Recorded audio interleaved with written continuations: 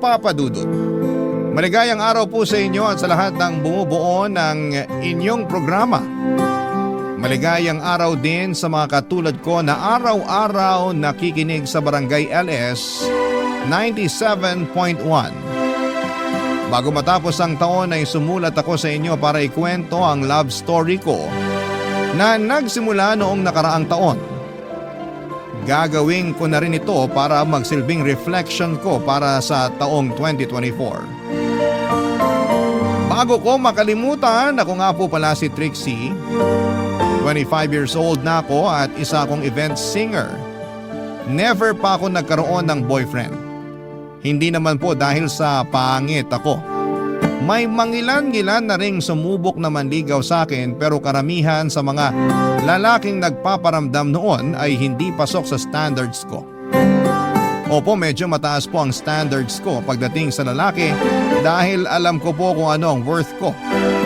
Natuto ako noon dahil na rin sa nanay ko na ilang pagkakataon nang nabaliw sa pag-ibig matapos makailang beses na nagtiwala sa mga lalaking ginamit lang siya at ginawang parang laruan.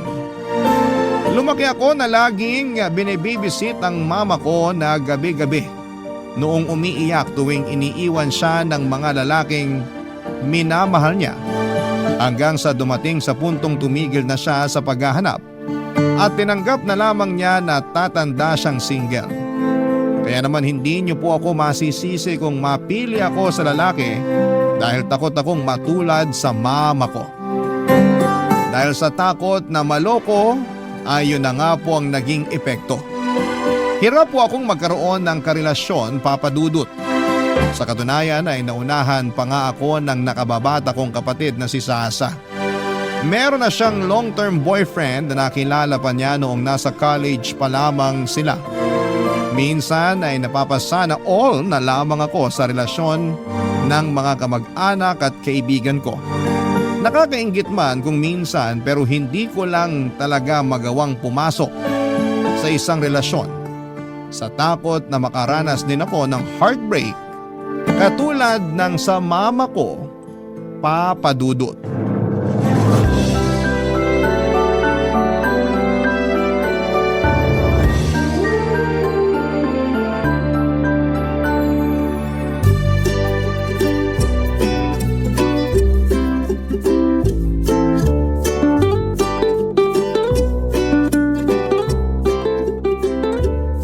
Sasa, 3 days na lang bago magpasko. Yee, nakaka-excite! Anong exciting dun? Malamig nga ang Pasko mo eh. Ano ngayon? Porket walang jowa, bawal na magsaya sa Pasko? Hindi naman, pero yung isiping mag-isa ka lang sa araw ng Pasko, yun ang nakakalungkot. Ang tao, hindi kailangan ng jowa para maging masaya.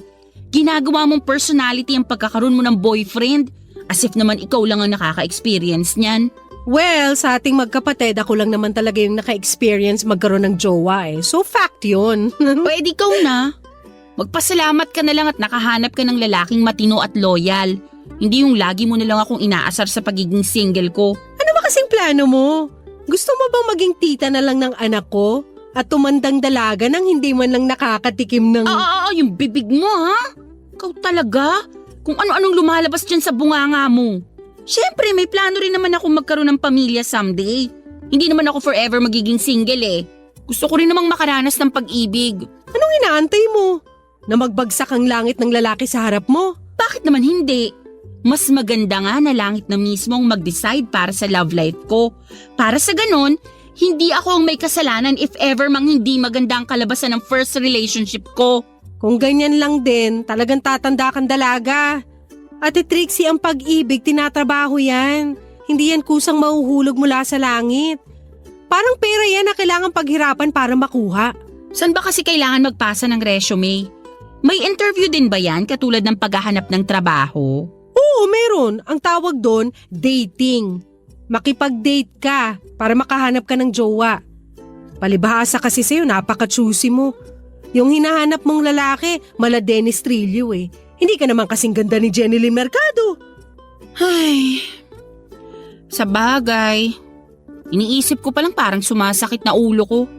Wala akong lakas para sa mga ganyang bagay. Eh di ngayon pa lang, tanggapin mo ng tatanda kang dalaga. Di bale, mag-aanak na lang ako ng marami para may pagkaabalahan ka kapag uugod-ugod ka na. Grabe ka! Alam ko na! Ano? Napanood mo ba yung video tungkol sa pagkain ng ubas sa ilalim ng lamesa pagsapit ng New Year? Hindi pa. Ano naman yun? May napanood kasi ako na tip online para sa mga taong hirap na hirap magka-love life tulad mo. Ang sabi, kailangan mo raw kumain ng 12 ubas sa ilalim ng mesa pagpatak ng 12:00 sa bagong taon. Ano namang kalokohan yan? Hindi, totoo to. Pamahiin daw yun sa Spain. Ang sabi 12 grapes means 12 months of good luck.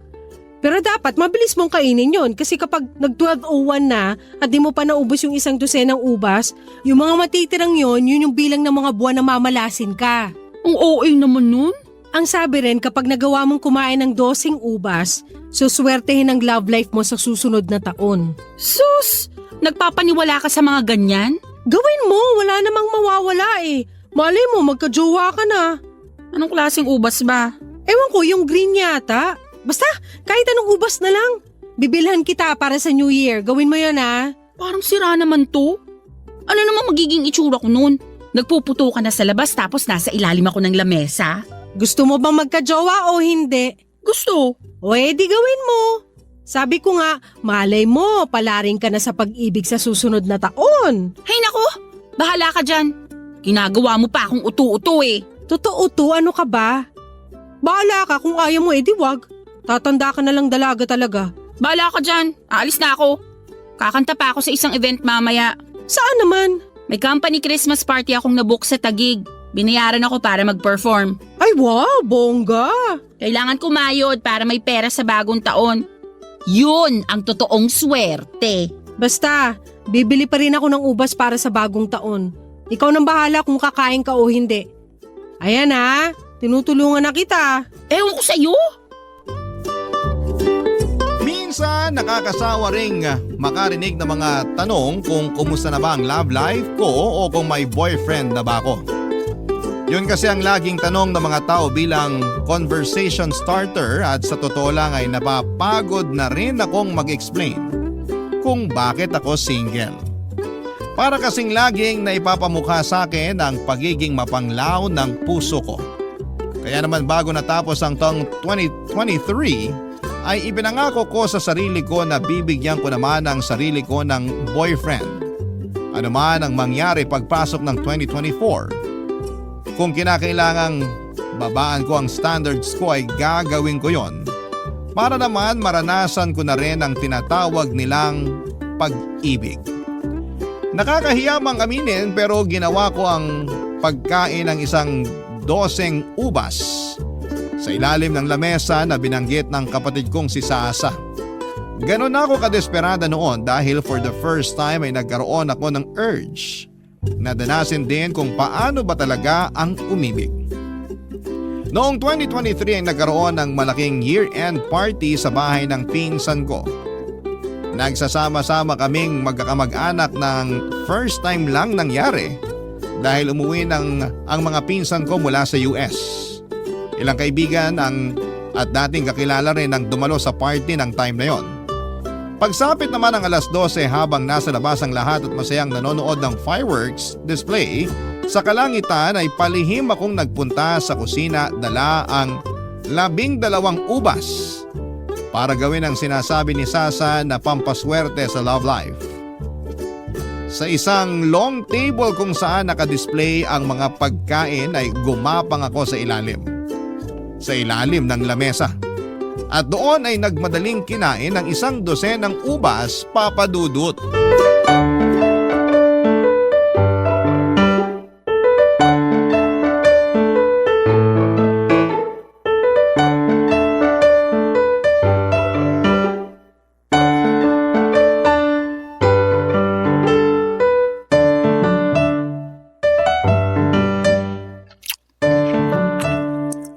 Oh my gosh! Ano ba itong ginagawa ko? Para akong baliw dito na kumakain ng ubas.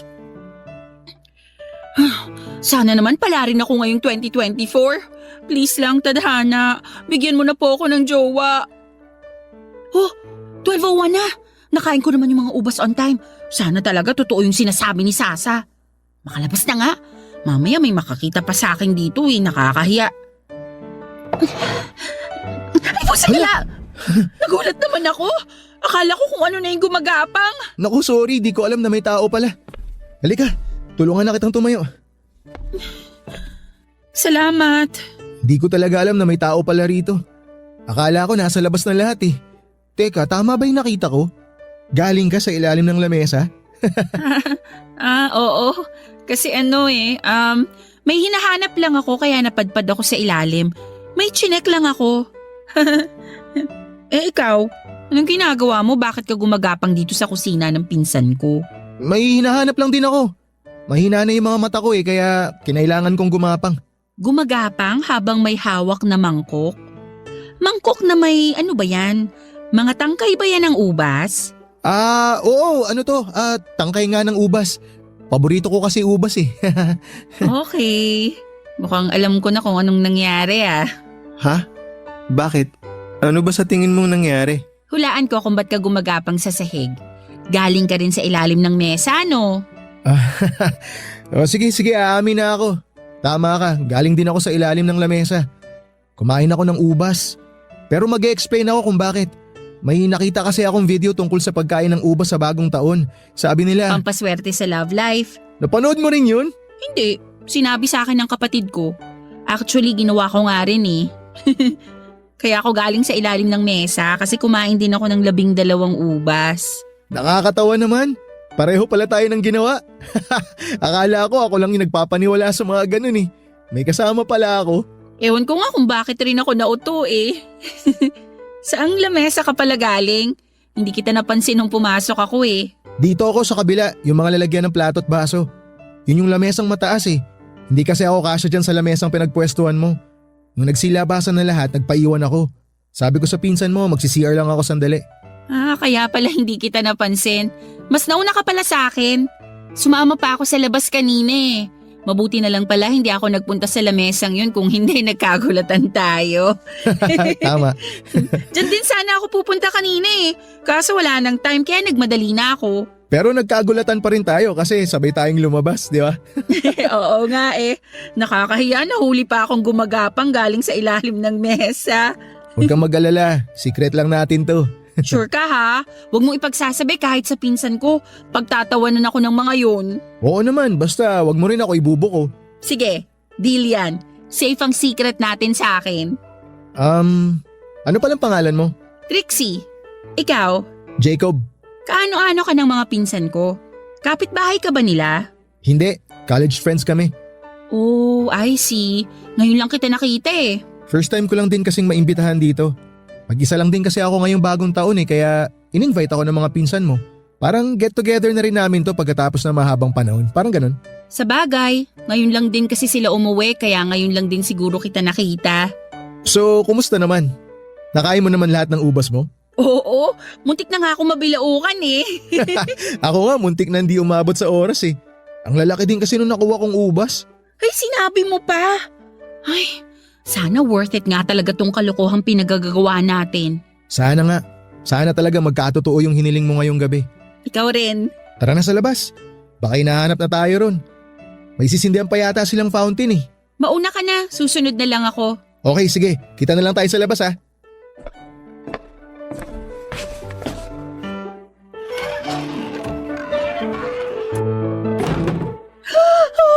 Oh my gosh, Tadhana! Ang bilis mo namang samagot sa hiling ko. Ito na ba yun? Agad-agad? Hindi pa nga nadadigest sa bituka ko yung ubas na kinain ko. May ibinigay ka na agad? Kau talaga? The best ka! After salubungin ang bagong taon ay nagpatuloy ang party sa bahay ng pinsan ko. Noong time na yon ay nagpatuloy din ang getting to know stage namin ni Jacob. Hindi na kami nakapag-focus pa sa party dahil sa dami ng napag-usapan namin tungkol sa isa't isa. Nang nagsimulang lumiwanag ang kapaligiran dahil mag-uumaga na ay saka na lang kami nagkahiwalay ni Jacob.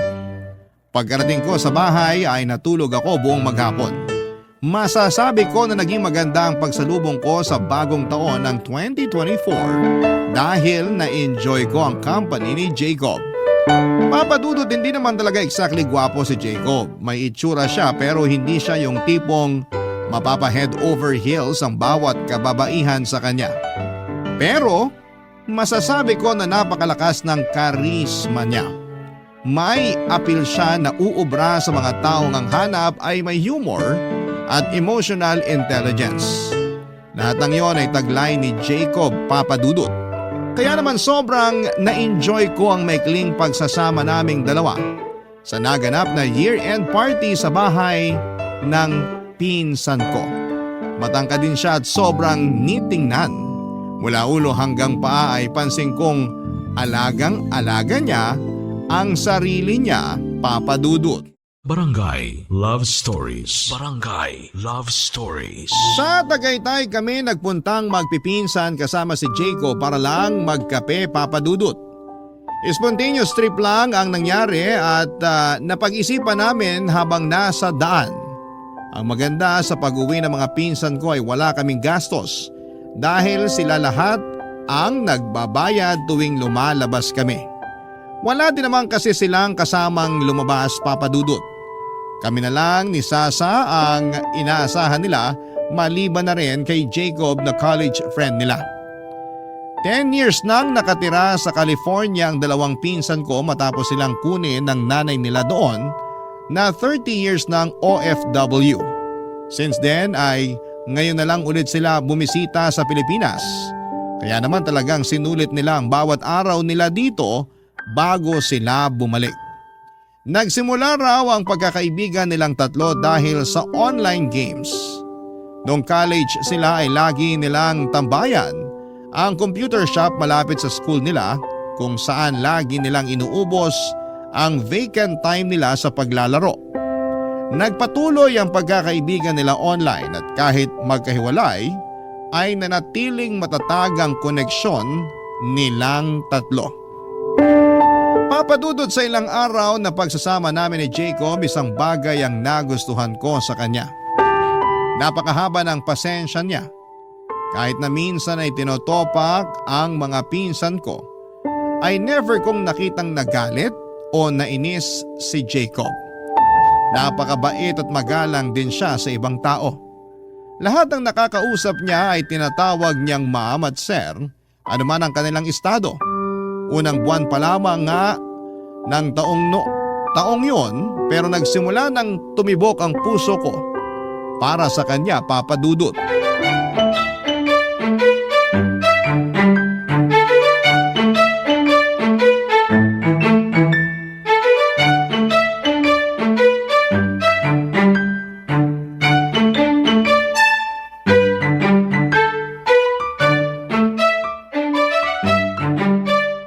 Masarap tong California maki na in-order mo. Hindi yata sushi rice yung ginamit nila kundi normal na kanin lang. Ang arte mo, nakikikain ka na nga lang eh. Saan mo ba to binili? Mura lang naman to. In-order ko dun sa dati kong kaklase. Nag-business kasi siya, tapos minessage ako. At dahil mabait ako, umorder ako para naman suportahan siya. Wow! New Year's resolution mo ba yan? Mabait ka na ngayon? Sa'yo lang naman ako hindi mabait, no? Maiba tayo. Anong meron sa inyo ng Jacob? Anong ibig mong sabihin? Kala mo di ko napapansin? Iba yung galawan yung dalawa eh. May something na ba sa inyo? Wala ano. Asus! Nag-deny pa. Kulang na lang idikit mo sarili mo dun sa lalaki na magkakasama tayo sa Tagaytay. Mukhang tinutuo mo talaga yung promise mo sa akin na magjojowa ka na this year ah. Kakapalit pa lang ng taon, naglalandi ka na agad. Magkaibigan lang kami ni Jacob. Masaya siya kasama. Ano bang masama dun? Wala naman. Pero kung may nararamdaman ka sa kanya, hindi uubray ang pagdi-deny mo. Paano ka makakahanap ng boyfriend kung ayaw mong umamin sa feelings mo? Halata naman na may gusto ka ron eh. O sige, oo na. Type ko siya. O ayan, inamin ko na. Happy ka na? Ganyan. Kung maglalandi ka talaga, panindigan mo. Sa akin ka pa magsisinungaling eh, obvious naman sa pagmumukha mong bet mo yung guy. So ano naman nagustuhan mo sa kanya? Cute siya. Weh! Para sa akin, cute siya. Kaya itigil mo yung pagiging judgmental mo. Wala naman ako sinabi ha. Itsura mo pa lang kahit hindi mo sabihin, alam ko na kung anong iniisip mo. Hindi man siya cute para sa'yo, pero para sa akin, oo. Malakas ang appeal niya at nakakadagdag sa karisma niya yung pagiging mabait niya. So mahilig ka sa good boy. Wala yan sa hilig. Basta ang sa akin lang, pasok siya sa standards ko. Sa bagay, cute naman kayo. Bagay kayong dalawa. Tingin mo? Oo! Kailangan mo ng lalaking mahaba ang pasensya. Kasi napaka-moody mong tao. Tuwing kabilugan ng buwan, nag-iiba yung ugali mo, kaya dapat lang na ang jowain mo ay yung malawak ang pangunawa. Ano namang masasabi mo sa kanya? Nakasama mo na siya kaya for sure, may impression ka na kay Jacob. Well, to be honest, okay naman siya. Hindi siya mukhang bobo. Madiskarte siya, tsaka marunong makisama. At tama yung sinabi mo, mabait siya. Kung ikaw ba, magiging type mo rin siya? First of all, magkaiba tayo ng taste kaya hindi ko siya mabebetan. Pero kung type mo siya, sino naman ako para mag-judge, 'di ba? Pangalawa, hindi ako mahilig sa mga lalaki masyadong mabait. Mabait na ako eh. So gusto ko yung medyo demonyo. At last but not the least, may boyfriend na ako kaya hindi na ako pwede magkagusto sa ibang tao. Sa tingin ko, bet din naman niya ako eh. Sinabi ba niya yan o nag-a-assume ka lang? Remember, never assume unless stated. Baka mamaya delusional ka lang pala. Hindi niya sinasabi pero mukhang may gusto rin naman siya sa akin. Sa bagay, first time mo pa lang naman kasi magmahal kaya naiintindihan kita. Pero payong kapatid, huwag mong paaasahin ang sarili mo sa isang bagay na hindi pa naman totoo. Huwag ka nagpapapaniwala sa pakiramdam mo lang. Dapat malaman mo sa kanya mismo ang totoo. Hindi yung hindi ka sure sa feelings niya tapos minahal mo na siya. Maniwala ka sa akin, ikaw lang din ang masasaktan sa huli. E paano ko malalaman kung gusto niya ako? Tatanungin ko? Wag mong gagawin yan. Huwag kang magmukhang desperada sa harap niya kasi baka ma-turn off siya. Ayaw ng mga lalaki sa babaeng naghahabol.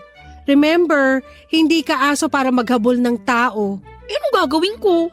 Huwag ka kasing magmadali. Magpakipot ka rin ng konti.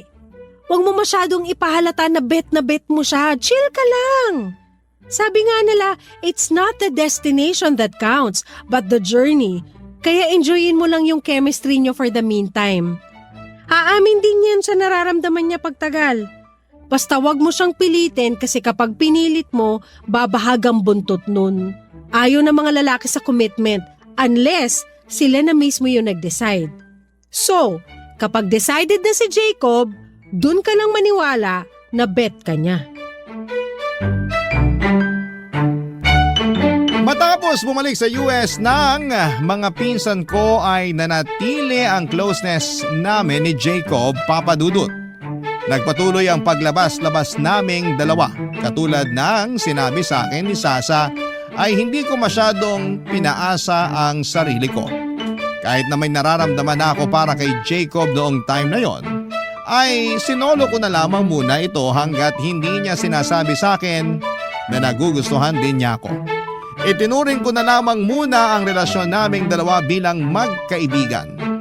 Sa mga sumunod na araw ay mas lumalim pa ang pagkakaibigan namin ni Jacob. By that time ay sobrang open na namin sa isa't isa. Wala nang hiyaan sa pagitan naming dalawa at tapos na kami sa stage kung saan ay patuloy ang pagpapa-impress na ginagawa namin. Nagsimula na naming makita ang mga bagay na hindi kaaya-aya sa bawat isa at sa kabila ng mga yon, ay nanatili pa rin ang samahan naming dalawa, Papadudut. Hanggang sa pagdating ng February, nagsimula nang magparamdam sa akin si Jacob. Eksaktong February 14 noong inaya ko ni Jacob na kumain sa labas. Nag-date kami sa isang restaurant at doon mismo ay inamin niya sa akin ang totoong nararamdaman niya. Unang pagkikita pa lang daw namin ay nagkaroon na siya ng crush sa akin. Sa katunayan nga ay siya ang may ideya na ayain ako ng mga pinsan ko noon na mamasyal para magkaroon daw kami ng time na kilalanin pa ang isa't isa. Para bang ang mga pinsan ko na rin ang nagsilbing wingmen niya noon, Papadudut. Then after some time ay na-realize daw niya na nahuhulog na ang loob niya para sa akin. After ng confession niya, inamin ko na rin kay Jacob na matagal ko na rin siyang gusto. Doon na siya nagsimulang manligaw sa akin, Papa Dudut. Kalagitnaan ng March noong opisyal ko siyang sinagot, Papa Dudut.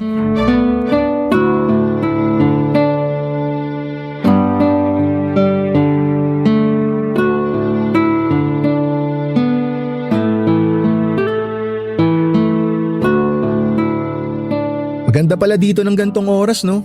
Wala na masyadong tao. Tahimik na yung paligid kaya masarap maglakad-lakad. Kaya nga paborito ko yung ganitong oras 11 p.m. onwards, tahimik na ang mundo. Sobrang peaceful, maliban na lang sa mga taong kumakayod pa rin sa gabi. Ako kasi morning person ako kaya hindi rin ako masyado nagpupuyat. Ngayon lang. Sorry ha, mukhang kasalanan ko pa yata kung bakit magkaka-eyebags ka na. Ayos lang, syempre bilang boyfriend mo, hindi rin naman ako makakatulog habang hindi pa ako sigurado na nakauwi ka na ng safe mula sa mga gig mo. Kesa mag-alala ako sa bahay, mas magandang samahan na lang kita. Ay, nga pala, eto, may regalo ako para sa'yo. Hala, ano to? Buksan mo na! Oh my gosh, ang ganda! Infinity necklace yan, late gift ko. Para sana nung mansari natin yan kaso late dumating kaya ngayon ko palang may bibigay. Thank you! Maliit na bagay lang yan. Ang cute-cute naman! 4 months na pala tayo. Ang bilis ng panahon, no? Isipin mo, last year, hindi tayo magkakilala.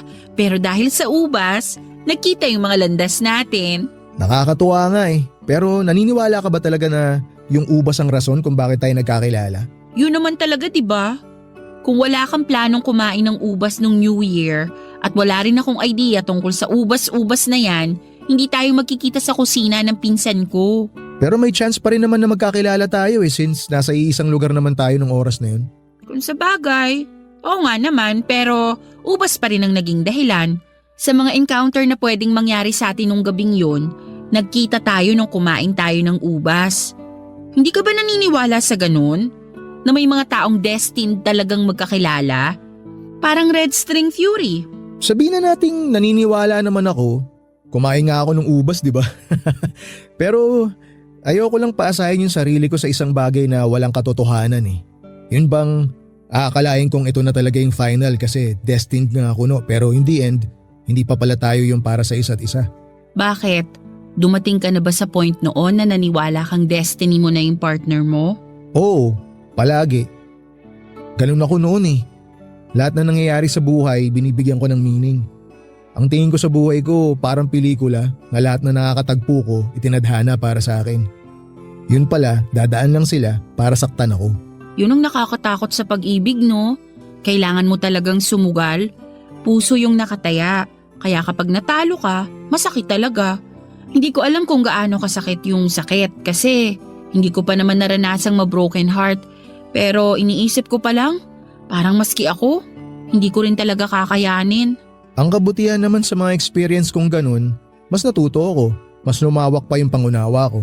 So ngayon hindi ka na umaasa? Hindi ka na naniniwala na para tayo sa isa't isa? Siyempre umaasa.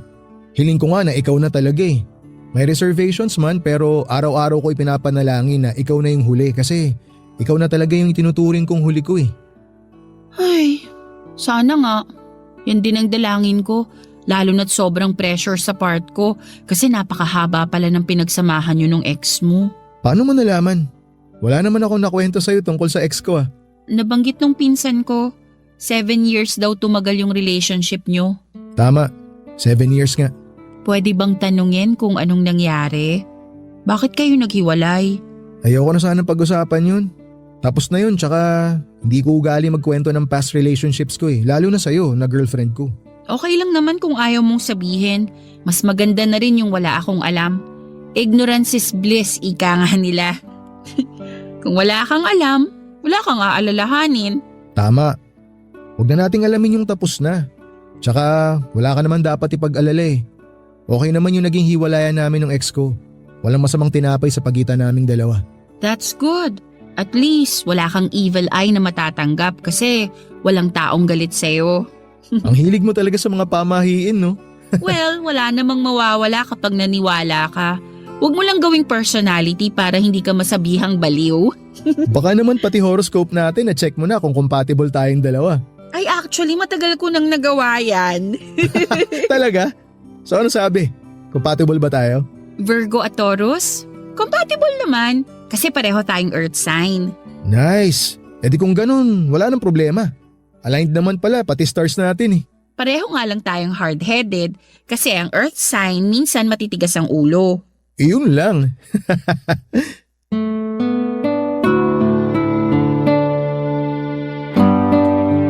Papadudot kahit chill man ako tuwing magkasama kami ni Jacob ay aaminin ko na ramdam ko ang pressure bilang bago niyang girlfriend. 7 years ba naman kasi ang kailangan kong tapatan, talagang malaki ang naipataw sa aking trabaho. Ang kagandahan lang sa relasyon namin ni Jacob dahil alam niyang first time ko lang na pumasok sa ganong klase ng relasyon ay naging supportive siya sa akin. Halatang experience na talaga siya dahil napaka-gentle niya sa relasyon namin. Minsan nga ay napipredict pa niya kung magkakaroon kami ng kaunting pagtatalo. Bago pa man mangyari yon ay inuunahan na niya ito para hindi na mag-escalate pa sa away. For the next months ay naging maayos ang pagsasama namin. Ignorante man ako pagdating sa pag-ibig ay mabilis naman akong natuto. Marunong kasi akong mag-reciprocate ng feelings. Kung ano ang natatanggap ko ay ibinabalik ko rin kaya naging healthy ang relasyon namin ni Jacob. Hindi ko alam kung dahil sineswerte ba talaga o destined ba kami. Ang mahalaga lang para sa akin noon ay maayos ang tinatakbo ng relasyon namin. Dumating ang unang pagsubok sa relasyon namin ni Jacob nito lang November. Kung kailan ilang buwan na lang ay malapit na naming i-celebrate ang isang taon namin bilang magkarelasyon. Isang tao ang muling nagparamdam sa buhay ni Jacob. Walang iba kundi ang ex niya. Ang malala, papadudot, ay buntis ito nang muli siyang nagpakita. Barangay Love Stories. Barangay Love Stories. Papadudot, nalaman ko ang muling pagbabalik ng girlfriend ni Jacob mula sa kanya mismo. Yon ang maganda sa relasyon namin ni Jacob. Wala kaming tinatago mula sa isa't isa, papadudot. Very vocal kami sa mga nangyayari sa buhay namin kaya naman sobrang tatag ng tiwala namin sa bawat isa. Pagkatapos niyang makita at muling makausap ang ex niya ay nagkwento agad sa akin si Jacob. Aksidente raw silang nagkita sa isang event at doon ay nalaman niyang buntis ito, papadudot. Nung una ay natakot at kinabahan ako noong narinig kong buntis ang babae. Ang unang pumasok sa isipan ko, kaya siguro sila nagkita ng girlfriend niya ay dahil baka siya ang ama ng dinadala nito. Pero hindi pala ganon ang nangyari. Ang dinadalang baby ng kanyang ex ay bunga raw ng pagmamahala nila ng current boyfriend niya na that time ay fiancé na pala niya. Nakahinga ko nang nalaman kong engaged na pala ang ex ni Jacob at malapit na itong ikasal. Pero sa parehong pagkakataon ay hindi ko maiwasang makaramdam ng selos. Dahil first time lang akong na-threaten sa realization na may maayos pa palang connection sina Jacob at ang ex niya. Napansin siguro ni Jacob ang pagkakaroon ko ng alinlangan. Kaya naman noong napansin niyang medyo napapa-overthink na ako ay pinakilala niya ako mismo sa girlfriend niya. Papadudot, never kong na-imagine na darating din pala sa puntong mamimit at makikilala ko ang ex-girlfriend ni Jacob.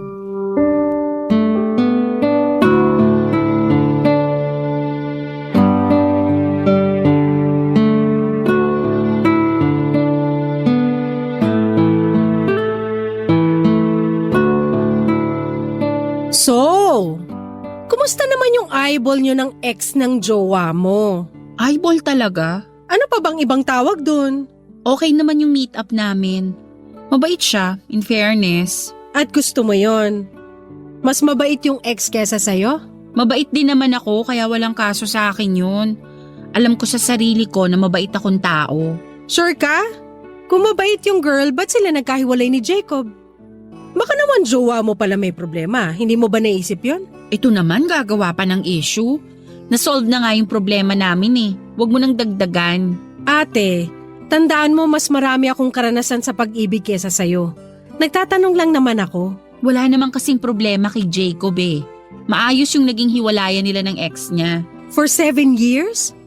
Yung mga ganong katagal na relasyon, walang maayos na hiwalayan yung mga ganon. Ano ba talagang gusto mong palabasin? Na may something silang dalawa? Sino ba naman kasing boyfriend ang ipapakilala yung current girlfriend niya sa ex niya? Gawain ba yun ng matinong tao? Ipinakilala niya ako sa ex niya kasi nag-overthink ako. Nagkita kaming dalawa para matapos na yung worries ko. Para masigurado na wala nang problema sa kanilang dalawa. Na masaya na sila sa kanya-kanya nilang buhay. So, wala ba talaga? Wala nga. Ang kulit mo naman eh. Ikakasal na yung girl. Actually, invited nga kaming dalawa sa kasal nila eh. Ganon? Oh my gosh, ang weird talaga. Hindi ka lang kasi sanay makakita ng mag-ex na mature mag-isip. Hindi na issue kina Jacob at sa ex niya yung nangyari sa kanila dati. Nakapag-move on na sila sa naging hiwalayan nila. Kaya hindi na problema kung magkaayaan pa sila sa kasal. Ganun sila ka-okay at ganun na sila kasaya sa sarili-sarili nilang relasyon at buhay. Okay, sabi mo eh. Kung totoo man yan, edi good. So pupunta kayo sa kasal? Oo naman. Nakakahiya naman kung hindi kami pumunta. Pinadalhan kami ng invitation eh. Tinanong mo ba si Jacob kung gusto niyang pumunta? Sa akin niya binigay yung desisyon. Kung gusto ko raw pumunta, pupunta kami. Kung ayoko, di rin siya pupunta. Nag-decide ako na pumunta na lang. Kasi bakit naman hindi? At talagang gusto mo makipaglaro sa apoy, no? Paano kung bigla mag-runaway bride itong ex at tumakbo paalis ng altar kasama si Jacob? Ikaw kung ano-ano talagang pumapasok sa isip mo. Hindi to telenovela ha. Nasa totoong buhay tayo. Ay hindi!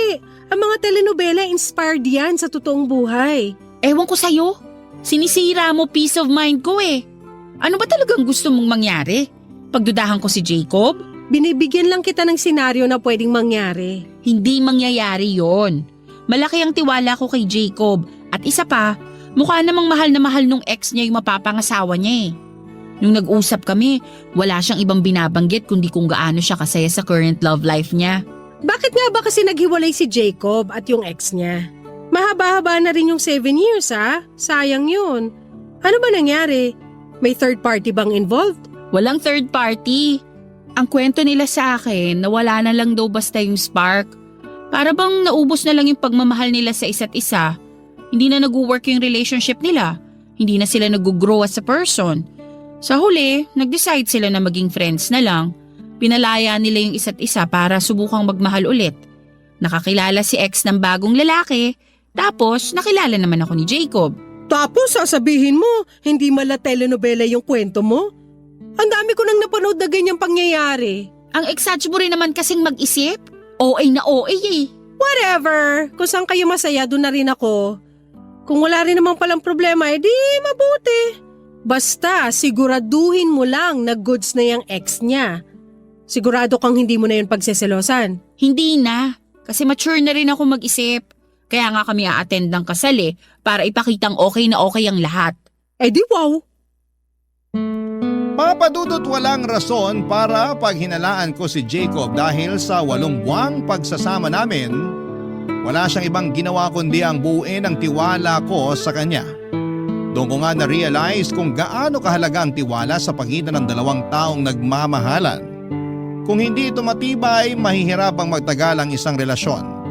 Kaya dapat bago pasukin ang mundo ng pag-ibig ay wala kang daladalang emotional baggages na maaaring sumira sa pagtitiwala mo sa partner mo.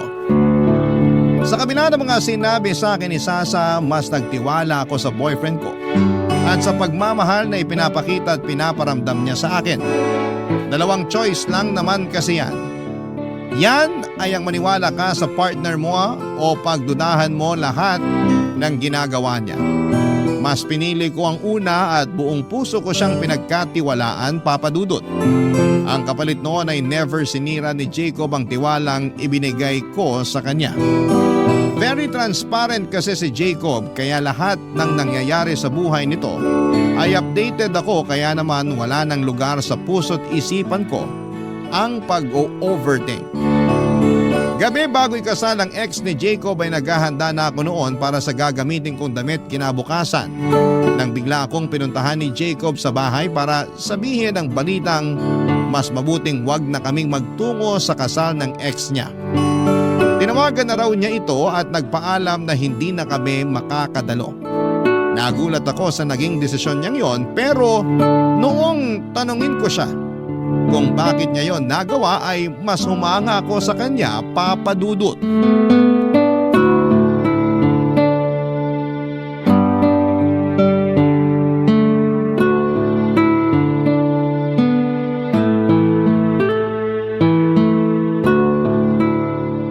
Bakit naman biglang nagbago yung isip mo?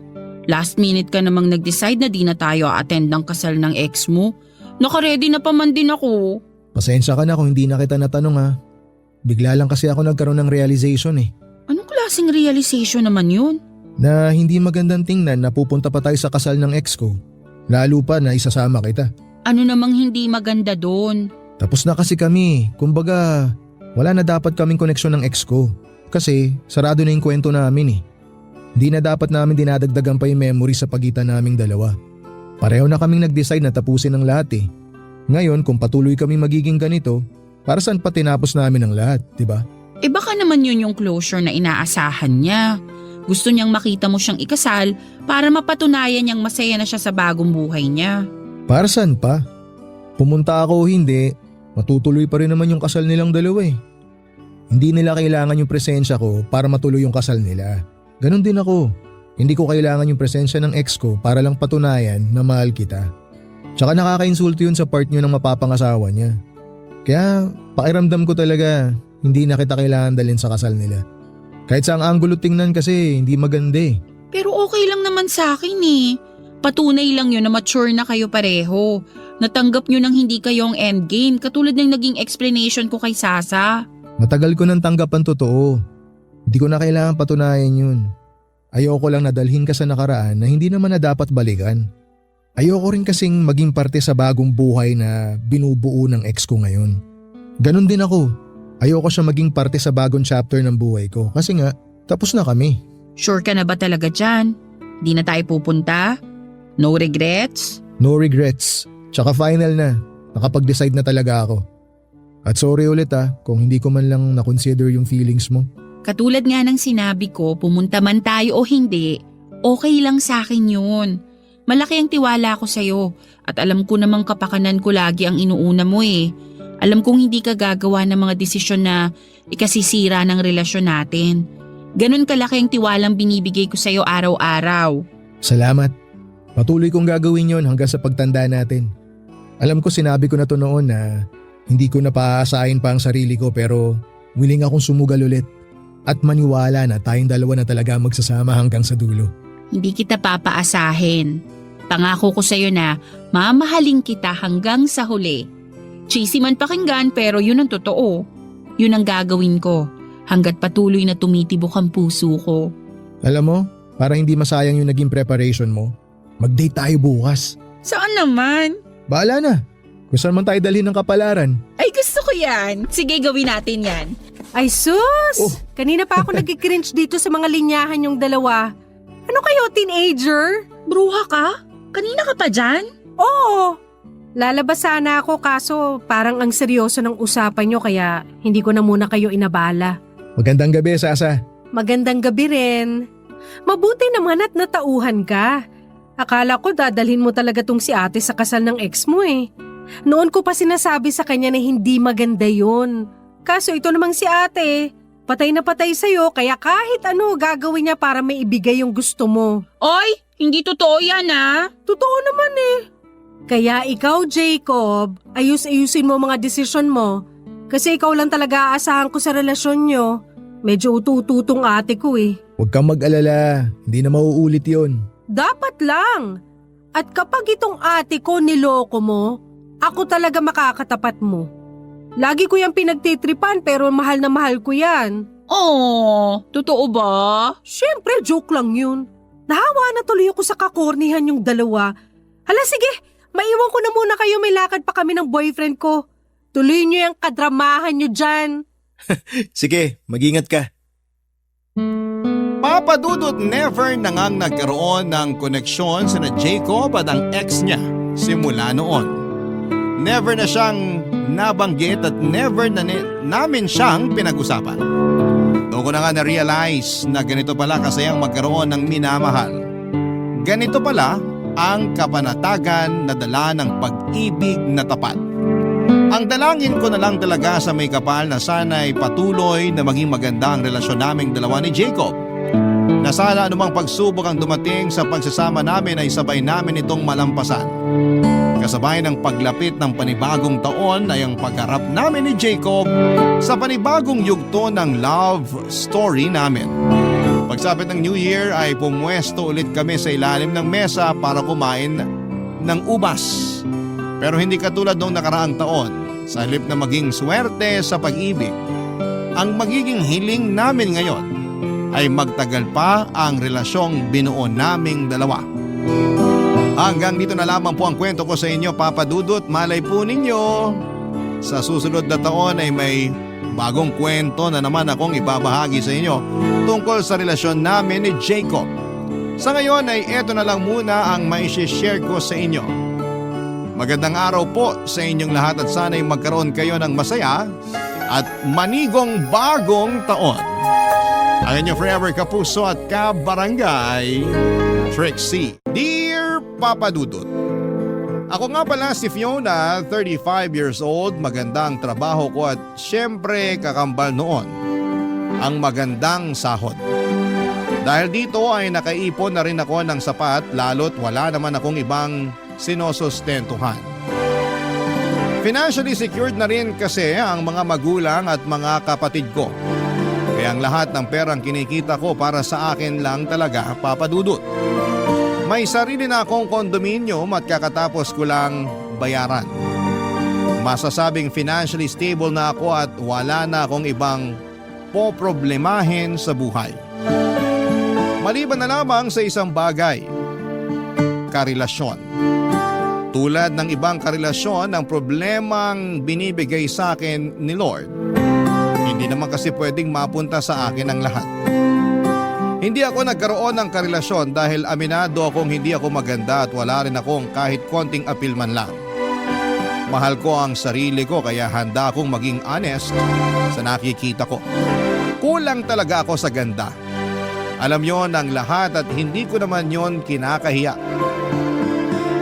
Tanggap ko naman ang mukha ko kaya siguro'y madali lang tanggapin na wala ring tatanggap sa akin. Kontento naman sana akong single kaya lang isang araw nakaramdam ako ng inggit ng makasabayan namin ng gay friend at dati kong kaklase na si Mars. Ang mga magkakarelasyon na tinalo pa ang asukal sa katamisan sa isang kainan. Nagkataon pa na puyat at bad mood ako noon. Kaya mababa ang emosyon ko. Kaya naapektuhan ako sa mga nakikita kong magkakarelasyon sa paligid ko. Hindi rin nakatulong ang pag-real talk sa akin ng kaibigan kong si Mars.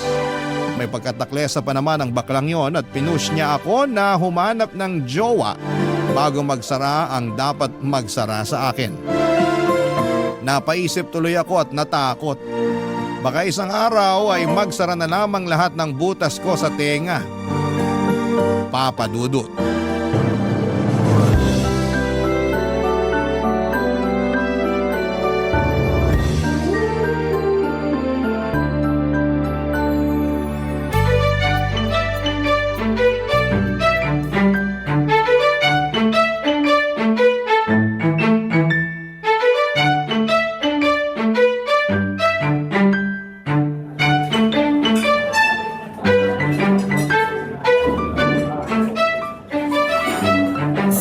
Bakla, tignan mo yung nasa table sa kaliwa mo. Minumukbang ng lalaki yung bibig ng babae. Grabe! Liempo ba yan, kuya? Samantalang ikaw, Ano na naman? ikaw lang nakakatikim ng labi mo. Lagi pang dry. So wala ngang titikim, ano magagawa ko? Ganun na lang yon. Tatagapin na lang ang kapalaran na wala nang titikim sa labi na yan. Change topic. O sige, change table tayo. Yung table na malapit sa cashier, tingnan mo oh. Hinahatian ni Kuya ng manok yung girlfriend niyang masiba. Ang sweet! Naghahatian sila kasi tipid. Kailan pa naging sweet ang walang budget? Mapang-judge ka naman. Porke tinahatian sa manok, wala nang budget. Bakla naman, umorder sila ng isang manok at 2 rice. Hati na sila sa manok at sinagad na nila yung libreng gravy para isabaw sa rice. Walang sweet doon. Nakakaawa. Eh yung nasa kanan ng cashier, yung naka-couple shirts na dilaw. Tignan mo naman kung magyakapan. Nagkapalitan na halos ng pawis at buni. Ikaw ba gusto mo may kapalitan ng pawis at ka-share sa buni? Sariling pawis mo palang mas maalat na sa dagat eh. Paano pa kaya kapag naghalo na yung mga pawis niyong dalawa? Eh di hello, dialysis na? Ang nega mo talagang bakla ka, no?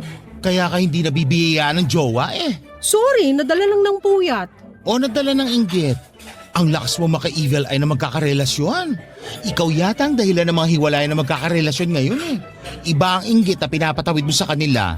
Kasi naman, bakit sila nabibigyan ng ganyan?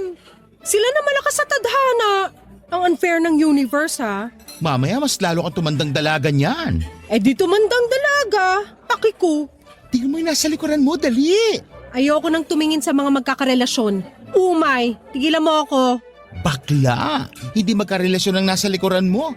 Potential karelasyon yan. Dalili mo na. Ano bang... Hi po, magandang gabi. Hi! Magandang gabi rin. Andrew nga pala. Hi Andrew, single ka? Kasi single tong friend ko si Fiona. Mars! Tinutulungan na nga kita, aangal pa. Shut up ka na lang. So single? Single na single. Ay teka, may nakalimutan akong gawin. Ano na naman? Uwi pala muna ako saglit. Nakalimutan ko palang punasan yung likod ng TV ko. Puro alikabok na yun. Ngayon ko pa naman nakaschedule linisan. Andrew, baka naman pwede mo samahan muna si Fiona rito sa mesa namin. Hindi kasi marunong umorder yan ng pagkain ng mag-isa. Pwede ba? Mars! Lafangin mo na pagkaalis ko, ha? O paano? Babwa! Pwede kitang tulungang umorder ng pagkain. Nagbibiro lang yung kaibigan ko. Marunong ako sa maraming bagay. Marunong ka bang magmahal? Yan yung hindi ko pa natututunan. Nadali mo ako dyan ah. Diyan naman kita pwedeng turuan. Alam mo kung magtitrip ka lang, umalis ka na lang. Hindi ako nang titrip. Kanina ko pa kayo tinitingnan ng kaibigan mo. Natutuwa ako sa mga tawa at pagsimangot mo. Cute.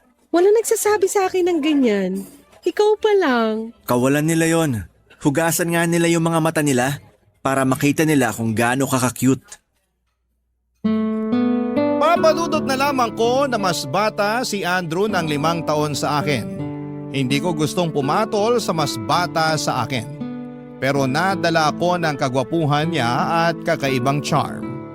Para siyang Prince Charming talaga at sino ba naman ako para mag-inarte, hindi ba? Kaya naman sinulit ko ang mga oras na yon para maibida ko ang sarili ko. Oo, at wala akong maibida tungkol sa pisikal kong kaanyuan pero nagawa kong ibida kung gaano kaganda ang trabaho ko at pasahod. Bukod pa roon ay binida ko rin na meron akong sariling kondo. Nakikinig naman noon sa akin si Andrew at nakatitig lang sa akin. Nailang ako sa mga titig niya na parang hinuhubaran ako. Nagagandahan kaya siya sa akin. Iyon ang ambisyosang naging tanong ko. Napansin kong naubos ko na pala ang kinakain ko at dahil gusto ko pang mapatagal, ang usapan namin ay inaya ko siyang umorder at sinabi kong libre ko. Umorder na kami kaagad at pagkatapos noon ay nagtagal pa kami ng mahigit 2 oras na nagkwekwentuhang dalawa. Wala siyang masyadong nakwento tungkol sa buhay niya pero ang nagustuhan ko sa kanya ay good listener siya. Nakinig talaga siya sa akin kahit puro pagyayabang lang ang ginagawa ko tungkol sa achievements ko sa buhay. Sayo lang naman kasi ang kaya kong gawin. I-flex ang achievements ko dahil doon lang ako umaabante. Hindi naman kasi talaga ako maganda at sexy. Kaya bumabawi ako sa areas na alam kong nakakaangat ako. Pagkatapos namin kumain ay nagpaalam na rin si Andrew para umuwi na. Hinintay muna niya akong makasakay bago siya umalis. Ang gentleman niya lalo noong pinagbuksan pa niya ako ng sasakyan. Pagkatapos noon ay inabot niya sa akin ang papel kung saan ay nakasulat ang cellphone number niya at Facebook. Nang makalayo na ang sinasakyan ko sa kanya ay napatili na lamang ako sa kilig. Nagulat tuloy yung driver sa akin. Pagka-uwi ko ng bahay ay agad ko siyang in-add sa Facebook at doon kami nagkausap hanggang sa madaling araw. Kinabukasan ay inaya niya akong mag-date, Papa Dudut.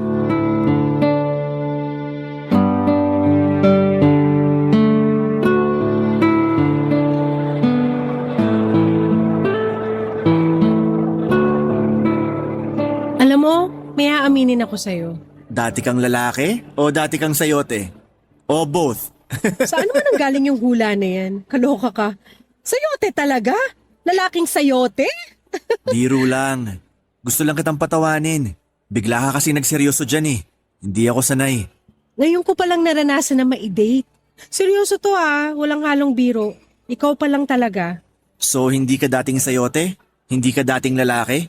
Hindi ka dating lalaking sayote? Lahat hindi.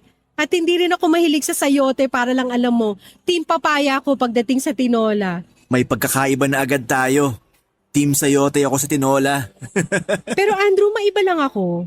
Ano yun? Hindi ka man lang ba nababahala kahit konti? Nababahala saan? Na wala akong experience sa pakikipag-date. Mas gusto ko na yan kesa yung banat na sa pakikipag-date. Parang kaya na akong manipulahin nun eh. Nakakatakot. Ay, kinakabahan ako. Baka kasi isipin mo may mali na sa akin kaya wala nag-aaya makipag-date sa akin. Swerte ko nga kasi ako nakabinyag sa'yo. Hindi mo ako maikukumpara sa iba. Kasi ako ang first mo sa pakikipag-date. Maswerte ka talaga kasi ikaw ang unang makakaranas ng good sides ko. Sana ako na rin yung last. Mukhang ikaw tong banat ng banat sa pakikipag-date. Alam mo kung paano mangiliti ng babae. Uy, hindi ah. Ngayon ko nga lang nabinyagan ng linyang yan. Okay, sige, naniniwala na po.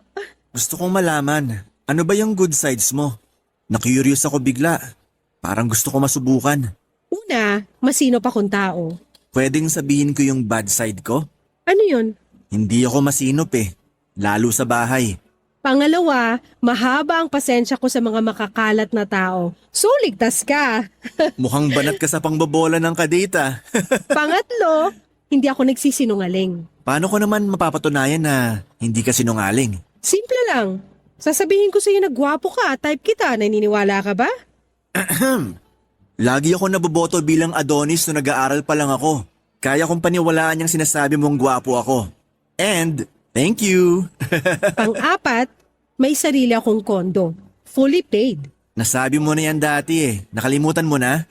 Pang-lima, mabilis ako makalimot. Lalo na pagkasalanan ng mahal ko. Yan ang gusto ko kasi lagi ako nagkakasala eh. Gusto ko yung babaeng mabilis makalimot sa kasalanan ko. Pang-anim, kaya kong ibigay ang lahat sa taong mahal ko. Lahat-lahat. Tulad ng ano? Pwede bang i-share mo kung ano ang mga yan? Kahit anong magustuhan ng lalaking mamahalin ko. Regalo, pera, atensyon, pag-aalaga, at pagmamahal na buo. Hindi rin ako tuyoin tulad ng ibang babae. Sa sinasabi mo ngayon, parang gusto ko na makipag-live-in sa'yo eh. Yan pa naman ang hanap ko sa isang babae. Ano bang address mo at dadalhin ko na ang sarili ko ron? May naisip akong mas magandang ideya kesa dyan. Ano naman yung naisip mo? Sa kondo mo na lang tayo magsama. G?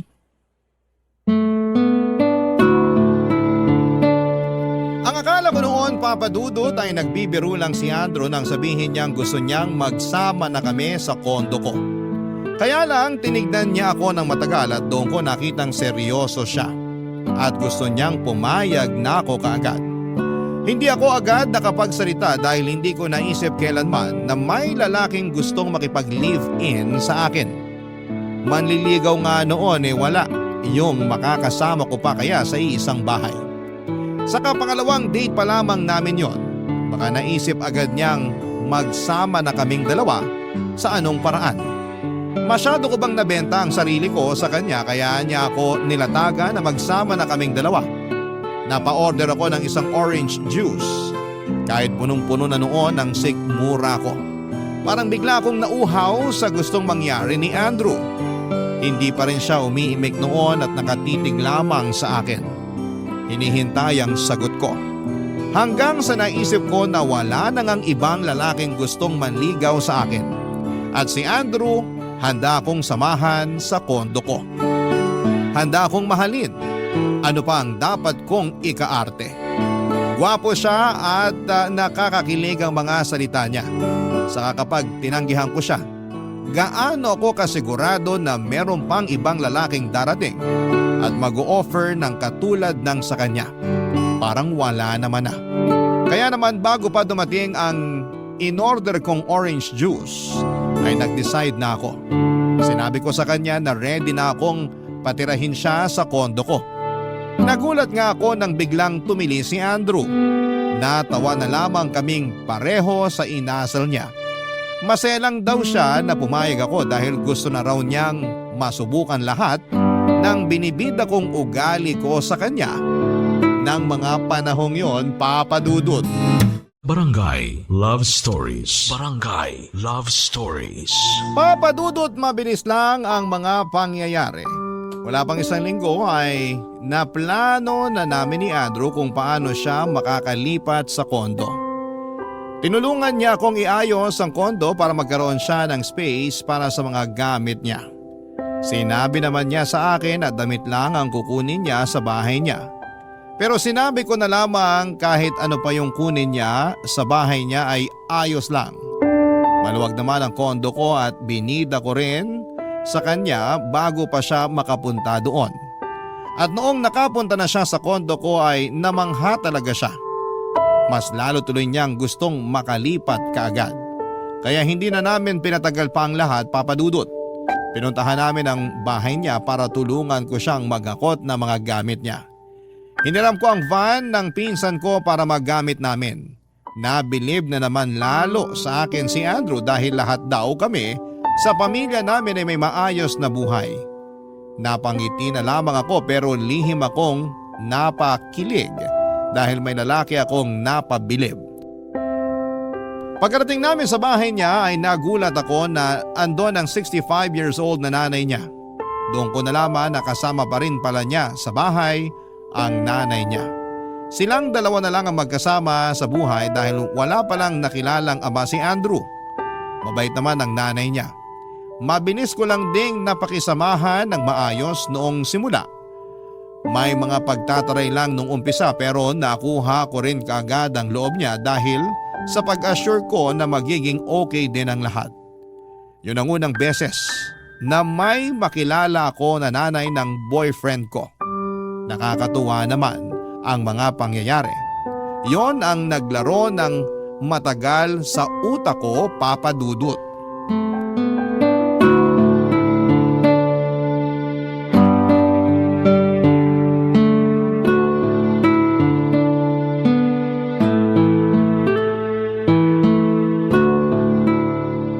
Fiona, nanay ko nga pala. Nay, si Fiona. Girlfriend ko po. Kumusta ka, Iha? Maayos naman po. Mabutit nakadalaw ka naman dito sa bahay naming mag-ina. Sa wakas nakilala ko na rin kayo. Nasabi sa akin kagabi ni Andrew na magsasama na raw kayo sa kondo mo. Opo, pasensya na po kung kukunin ko na sa inyong anak nyo. Alagaan ko naman po. Naku, baka sinasabi mo lang yan ngayon. Baka kapag napagod ka ng alagaan siya, isoli mo rito bigla. Si nanay naman. Ginawa mo naman akong kondensada sa grocery na pwedeng ibalik within 7 days kapag nagbago ang isip. Gusto ko lang masiguro na magiging maayos ang kalagayan mo kapag umalis ka rito sa puder ko, no? Hindi niyo po ba narinig ang sinabi ni Fiona? Aalagaan daw niya ako. May tiwala ako sa mga salita niya. Totoo po yon. Hindi ko po siya gagawing kondensada sa grocery na ibabalik ko kapag ayoko nang gumawa ng salad. Marunong ka bang maglaba, Fiona? May washing machine po ako. Pwede na po ba yon? Automatic yung washing machine niya, Nay. Di na kailangan bantayan lagi. Pag nakita mo, baka pati ikaw makilaban na rin. Pwede naman. Tita, kung gusto nyo, ako na rin ang maglalaban ng damit nyo. Madali lang naman yun sa automatic washing machine ko. Nakita mo na, Nay. Pati kayo damay sa pag-aalaga ni Fiona. Marunong ka bang magluto? Naman po. 50% ng pagluluto ko natutunan ko sa mami ko. Yung 50% naman sa internet. Kita mo yun, Nay. May internet si Fiona. Kaya niya magbayad ng internet. Oo na. Sobra mo namang ibida tong nobya mo, Andrew. Kabida-bida naman kasi talaga. Proud lang ako talaga. Kung nag-aalala po kayo na baka agawin ko si Andrew sa inyo, wag po kayo mag-alala. Hindi ko gagawin yon. Gagawa ko ng schedule. para madalaw niya kayo 2 beses o 3 beses sa isang linggo. Mukhang napagplanuhan nyo na talaga tong lahat, no? Hindi pa naman po pulido ang plano. Kakasimula lang din naman kasi ng relasyon namin. Biglaan din po yung plano na magsama na kami. Sigurado bang hindi lang kayo nabibigla sa mga desisyon ninyo? Mahirap yung pabago-bago ang isip. Hindi po. Nasa tamang edad naman na kami ni Andrew at sigurado kung wala nang atrasan to. Ang gusto ko lang ay maalagaan si Andrew tulad ng ginagawa ko sa kanya. Yung hindi siya pababayaan. Nako, expert si Fiona sa pag-aalaga, Nay. Sinaing nga niya, hindi niya mapabayaan. Ako pa kaya? Di ba, Fiona? Sobra mo talagang ibenta si Fiona sa akin, Andrew ah. Nakakahalata na ako. Ganon mo na ba talaga kagustong umalis dito sa bahay natin? Hindi naman, Nay. Binibida ko lang si Fiona sa inyo kasi gusto ko makita niyo na tamang babaeng napili ko. Totoo ba yan, Andrew? Tamang babae ba ako para sa'yo? Makikipag-live-in ba ako sa'yo kung hindi? Sa harapan ko pa talaga kayo nagharutang dalawa.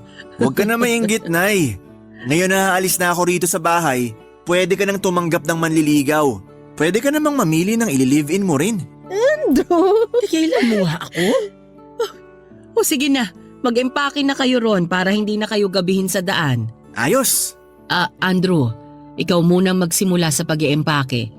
May ipapabalot lang ako kay Fiona na baon nyo sa daan para hindi na kayo magluto pagka-uwi ninyo. Damihan mo, Nay ah. Mukhang mapapagod ako sa pag-iimpake. Kailangan ko ng maraming kakainin. Fiona, sisimulan ko na mag-impake ah. Damihan mo yung babalutin.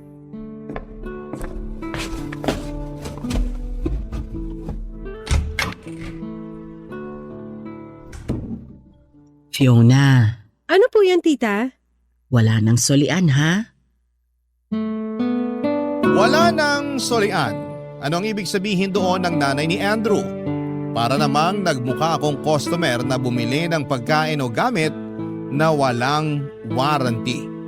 Pero hindi ko in-overthink pa yon, Papa Dudut. Lalo't bumait muli ang nanay niya sa akin. Nagpalit agad ng topic ang nanay niya habang kasama ko sa kusina at pinapainit ang niluluto niyang ulam na ipapauwi sa amin. Nawala ng tuluyan ang huling sinabi niya sa akin dahil nahumaling ako sa sarap ng amoy ng niluto niya.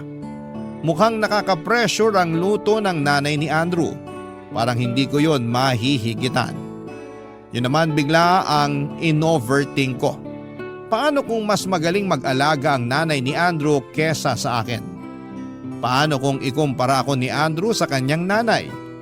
Paano ko mapaninindigan sa kanya na magaling akong mag-alaga? Kung meron namang mas magaling na nauna ay sinikap kong huwag mag-overthink at nag-focus na lamang ako sa mga binabalot na pagkain ng kanyang nanay. Pagkatapos ng pagbabalot ng pagkain ay tinulungan ko na si Andrew na mag-impake. Mabilis lang naman kaming natapos dahil konti lang naman ang damit niya na idadala sa kondo ko. Wala rin naman siyang ibang dinalang gamit maliban sa mga koleksyon niya ng cards at ibang anime figurines. Pagkatapos noon ay sinakay na namin sa van ang mga gamit niya at nagpaalam na sa kanyang nanay. Naging emosyonal ang kanyang nanay habang yakap si Andrew. Doon ko nakita na mahal ni Andrew ang nanay niya. Mga kabarangay, yun ang simula ng pagsasama naming dalawa. Wala pong kasing saya ang mga unang linggo na magkasama kaming dalawa. Ganon pala ang feeling na may lalaking nagpapasaya sa'yo. Akala ko ay lolokohin lang kalokohan lamang ang mga nababasa ko sa Facebook at mga napapanood ko sa TV. Iba pala talaga kapag ikaw na mismo ang nakaranas. Ang hirap nang tanggalin ang ngiti sa labi. Legit na legit, Papa Dudut.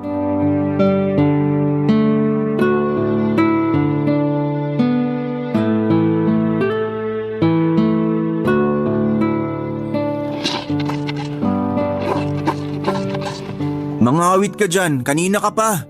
Ha? Kanina ka pa kasi nakangiti habang kinukusot yung brief ko. Mabango ba? Ang lambot kasi ng tela ng brief mo. Nakaka-enjoy ko sutin. Bakit ba hindi mo na lang sinabay dun sa mga ibang nilalabhan mo sa washing machine? Gagaspang lang ang kamay mo dyan. Alam mo namang paborito ko ang malambot mong kamay. Pag underwear kasi dapat hand wash para hindi masira. Ganun ba yon? Hindi ko alam eh. Hindi ka ba naglalaban ng underwear mo? Hindi eh. Si nanay nang gumagawa nun sa akin. Tapos ngayon ikaw naman. Yee, ang swerte ko naman sa buhay. May nanay at GF ako na naglalaban ng brief ko. Hindi ko nga sana lalaban to mga brief mo, kaya lang napansin ko hindi ka na nagsusuot ng brief kapag lumalabas tayo. Naubusan ka na pala. Nahiya kasi ako na ipasuyo sa'yo na laban yung brief ko eh. Humahanap lang ako ng tamang timing. Buti na lang nakaramdam ka. Wala rin naman kasi akong ginagawa ngayon kaya sinabay ko na sa paglalaban ng mga panty ko. Thank you ah. At least ngayon siguradong lalaban mo ng mga brief ko sa susunod kahit hindi ko sabihin. Kaya kita mahal eh. Hayaan mo, ibibida ko ulit to kay nanay kapag dumalaw ako sa kanya bukas. Pupunta ka bukas sa nanay mo? Diba kakadalaw mo lang doon kahapon? Nagpapamasahe ng paa si nanay. Natapilok daw sa hagdanan. Asikasuhin ko lang tapos uuwi rin ako agad dito sa'yo. Bukas kasi nakaschedule ng general cleaning natin dito sa kondo. Ang dami na kasing kalat dito sa bahay. Hindi mo na ako kailangan dyan. Mas magaling ka maglinis kesa sa akin. Baka makasagaba lang ako. Parang hindi pa nga kita nakita naglinis ni minsan. Paano mo ako makikitang naglilinis? Eh hindi ko alam kung paano yan. Ikaw talaga? Hindi ka talaga marunong maglinis? Akala ko kasi tinatamad ka lang. Magkahalo eh. Tamad tsaka hindi marunong. Eh ano lang pala ang alam mong gawaing bahay? Wala eh. Si nanay kasi ang gumagawa lahat ng trabaho sa bahay namin. Na-enjoy niya yon kaya hinahayaan ko na lang. Eh anong ginagawa mo? Nilalambing ko siya. Yung parang paglalambing mo sa akin? Tumpak! Effective naman daw yon para ganahan at ma-inspire si nanay sa pagtatrabaho sa bahay. Pero hindi pa busy na rin ang nanay mo sa trabaho niya sa munisipyo niyo? Magaling mag-multitask si nanay. Pwede ka magpa-seminar sa kanya sa ganyan. Bilib ako ron. Kaya niyang pagsabayin mga gawaing bahay tapos trabaho niya. May sideline pa siya para dagdag kita. Speaking of trabaho, hindi pa natin napag-uusapan kung ano nangyari sa trabaho mo. Ilang linggo ka nang nakatira rito sa bahay pero never mong binanggit ang tungkol sa trabaho mo. Wala naman kasi akong babanggitin. Ha? Anong ibig mong sabihin? Kasi wala naman akong trabaho. Wala kang trabaho? Never ko na-experience na magtrabaho. After ko mag-college, si nanay pa rin ang nagtatrabaho para sa amin. Teka lang ah. Tumatawag ata si Mars, sagutin ko lang. Hindi naman nagre-ring ang phone mo. Ramdam ko lang. Teka. Anong problema? Hello Mars? Ano yun? Ba't ka napatawag? Kaloka? Ikaw to tumawag sa akin? Walang anuman yun, Mars. Nagkukwentuhan lang naman kami ni Andrew. Fiona, nasa banyo ako ha. Nagdadayariya ako. Kung ayaw mong marinig ang pasabog ko… Sige, bye na ha. Busy kasi kami ni Andrew. Message mo na lang ako, okay? Bye! Ano raw ang kailangan ni Mars? Kumukulo raw yung tiyan. Nagtatanong kung pwede raw uminom ng paracetamol at kape. Sa'yo pa talaga itinawag? Alam mo naman yun. Ako ang laging tumutulong sa kanya. Speaking of tulong, ang pwede ko lang may offer na tulong ko magbantay dito sa kondo natin habang wala ka at nasa trabaho. Ha? Magbantay ng kondo? Natin? Oo, yan ang talent ko. Kaya huwag kang mag-alala. Kapag nasa trabaho ka, panatag kang magiging safe ang kondo natin sa pagbabantay ko.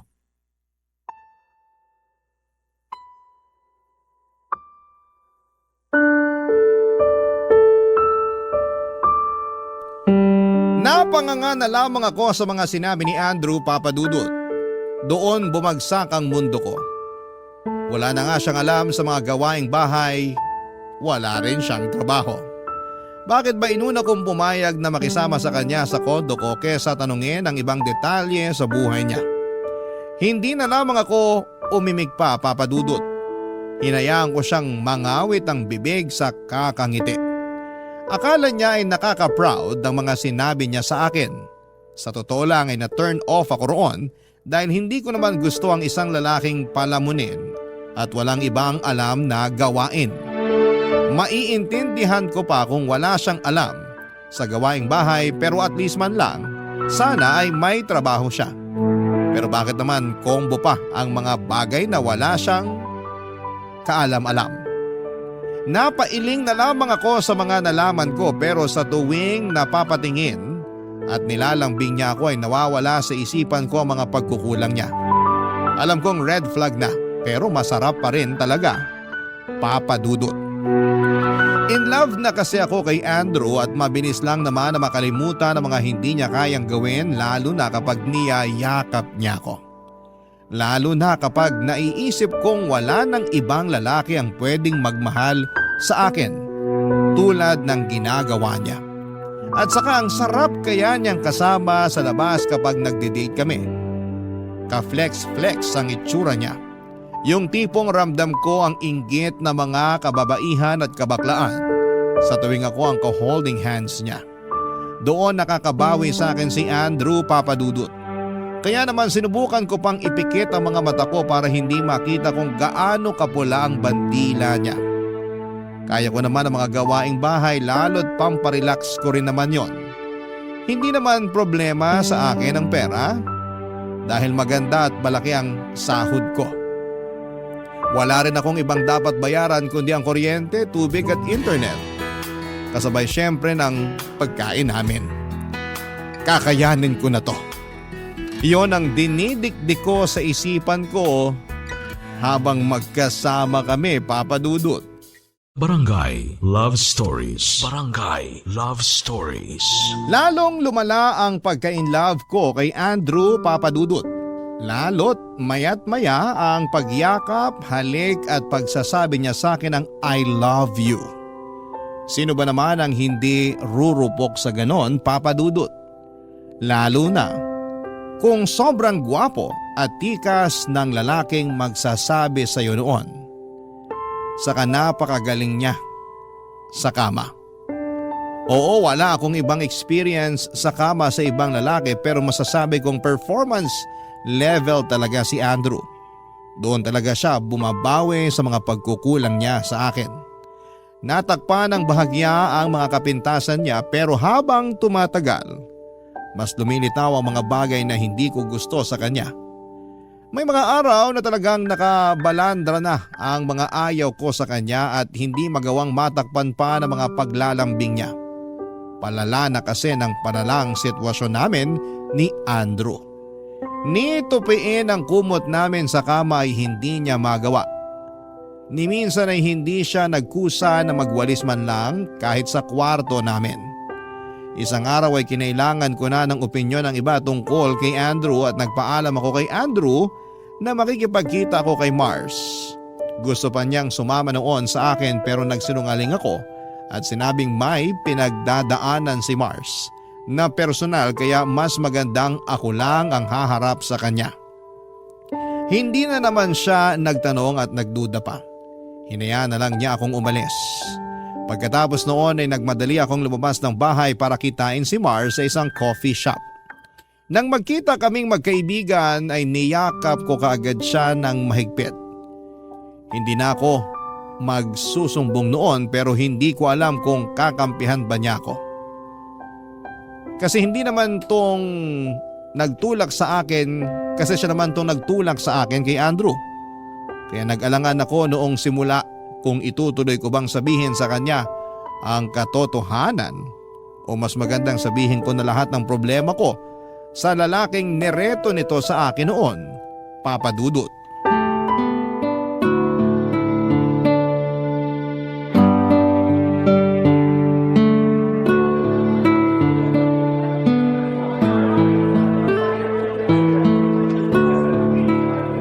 Bakla ka? Grabe higpit ang yakap mo ha? Kulang na lang mabali na to spinal cord ko. Sorry na. Nalulungkot na kasi ako eh. Pwede naman maging malungkot ang hindi nang babali ng buto? Kaloka ka? Ano ba problema? Si Andrew. Si Andrew? Paano? Ang saya nyo nga lagi sa pinopost mo sa Facebook. Nakamute ka na nga sa akin kasi umay na ako sa lambingan nyo. Iba kasi in real life. Splok na dali. So ito na nga, Mars. Alam mo bang pabigat si Andrew sa akin? Paanong pabigat? Tinadaganan ka ba? Di ba enjoy yun? Sana nga ganun na lang lagi pero hindi. Paano nga? Ni minsan hindi siya tumulong sa mga gawaing bahay. Ni hugasan yung basong pinag-inuman niya ng tubig, hindi niya magawa. Talo ko pa yung may baby na inaalagaan eh. Eh baby mo naman talaga siya, di ba? O hindi na to joke ha? Pinapagaan ko lang ang sitwasyon mo. Kasi naman halos mapunit na yung noo mo sa kakakunot. At eto pa, sinabi niya na hindi raw siya naturuan ng mga gawaing bahay. Kasi nanay niya lahat ang gumagawa nung nakatira pa siya sa bahay ng nanay niya. So kahit isang gawaing bahay, walay talaga? As in walay? Mars! Ako pa naglalaban ng brief niya na ang daming stain. Kaloka! Nalaman ko lang na hindi siya marunong maglaba nung natambakan na siya ng mga lalabhan tapos wala na siyang brief na magamit. Huwag mo sabihin sa akin na nung naubusan siya ng brief, eh yung panty mo naman ang... Ginamit niya yung pink na panty ko. Yung paborito ko. Na-stretch tuloy yung garter. Ang lala, Fiona! Wait, there's more. Kumapit ka, Mars. Ano? Wala rin siyang trabaho. Wala pang trabaho? O kakaalis lang sa trabaho? Never naka-experience magkaroon ng trabaho. Ha? 30 na siya. Eh anong alam niya? Magbantay daw ng kondo. Kondo namin. Namin? May ambag ba siya sa down payment? Siya pa tong malakas gumamit ng aircon. Kasi first time daw niyang mag-aircon kapag matutulog. Alam ko na kung anong pwede niyang iambag sa'yo. Ano? Maging pabigat sa yero kapag bumabagyo. Seryoso na kasi. Wait lang naman kasi. Nabigla naman ako sa revelation mo, bakla! Teka, tumatawag yung nanay ni Andrew. Sagutin ko lang. Babawiin na ba niya ang anak niya? Magkakaalaman. Wait. Hello po, tita. Hello Fiona, andito ngayon si Andrew. Ay, ano pong ginagawa niya dyan? Akala ko nasa kondo siya nagbabantay. Dinala niya yung mga marurumi niyang damit dito. Di ka raw kasi nakapaglaba kahapon. Wala raw siyang magamit. Pinapalaba niya sa akin. Hindi ko po kasi naharap na maglaba kahapon, tita, kasi OT ako sa trabaho. At saka naglinis ako ng kwarto at ref. Dapat maglaan ka rin ng oras sa paglalaba ng mga damit ni Andrew. Palit pa naman ang palitong nobyo mo dahil masyadong pawisin. Pasensya na po, tita. Hindi na mauulit. Hayaan mo na, ako na lang ang maglalaba rito. Kaya lang dito muna siya sa bahay ng 2 araw ha, para isabay na rin niya pauwi sa kondo yung mga damit. Ipapadala ko na rin yung mga ibang mga naiwan niyang damit dito para marami siyang extra sa inyo, lalo kapag hindi mo maharap ang paglalaba agad. Sige po, tita. Salamat po sa tulong niyo. Walang anuman. O siya, maglalaba pa ako. Ingat ka kung nasaan ka man ngayon. Bye! Bye po. O ano? Anong sabi ng hilaw na biyenan mo? Nagsumbong si Andrew. Hindi ko raw agad nilabhan yung mga marurumi niya. Kaya dinala niya sa nanay niya para malabhan na. Iba rin, bakla. Anong gagawin ko, Mars? Kung ako lang kasi, red flag talaga yung mga sumbong mo sa akin tungkol kay Andrew. Kaya lang, Ano? Fiona, prangkahan na to ah. Alam mo namang matagal ka nang umaasa na may magmamahal sa'yo. Dumating si Andrew. Gwapo at parang cheese grater ang abs. Mahal ka niya. Pero hindi ka na makakahanap ng ganong lalaki na magmamahal sa'yo. Lahat naman tayo may kapintasan at kakulangan. Balang araw, matatanggap mo rin lahat ng hindi magawa ni Andrew. Isipin mo na lang lagi kung ano yung magagandang bagay na meron siya. Papadudot, tumango lamang ako sa mga sinabi ni Mars. May punto naman siya. Wala nang ibang lalaking magmamahal sa akin katulad ng ginagawa ni Andrew. Ang tagal kong naghanap ng karelasyon. Tapos noong binigyan na ako ni Lord ay biglang aayawan ko. Hindi naman pwede yon. Saka kaya ko namang maglinis at mag-ayos ng bahay at kaya ko rin namang magtrabaho. Nasanay na akong ginagawa ko yon noong single pa lamang ako. Ano ba naman yung mag-adjust ng kaunti kay Andrew. Nagkakwentuhan pa kami ni Mars bago ako nagpaalam para umuwi na. Excited na akong umuwi ng kondo dahil masosolo ko yon ng 2 araw dahil hindi nga uuwi si Andrew. Weird yon para sa akin dahil dati nalulungkot ako ng mag-isa kaya lagi akong nagpapasama kay Mars. Pero nang time na yon ay parang ang sarap lang magpatugtog ng malakas na music at sasabayan ko ng pag-inom ng wine at pagpapapak ng mga natitirang pagkain sa ref. Habang wala si Andrew ay nagsimula akong muli sa pag-aayos ng kondo. Ang saya ko rin naman talaga kapag naglilinis. Pagkatapos noon ay nag-video call pa kami ni Andrew. Namiss na raw niya ako at nagpapasundo na siya sa akin. Patuyo na rin daw kasi yung mga damit niya kasi umaraw ng matindi sa lugar nila. Sinunod ko naman ang sinabi niya, naligo lang ako at saka pumunta na sa bahay nila. Nang makarating ako roon ay nakita ko siyang nakahilata sa sofa habang nagpapapak ng popcorn na ginawa ng nanay niya. Nasa kusina noon ang nanay niya at naghahanda na para sa hapunan. Sinalubong ako kaagad ni Andrew at saka niyakap. Namiss daw niya ako at aaminin kong namiss ko rin siya. Inoffer niya ang popcorn at pinatabi niya ako sa kanya. Pagkatapos noon ay lumabas na ang nanay niya mula sa kusina para salubungin naman ako. Masaya ang nanay niya, Papa Dudut. Abot hanggang kisame ang ngiti nang makita ako.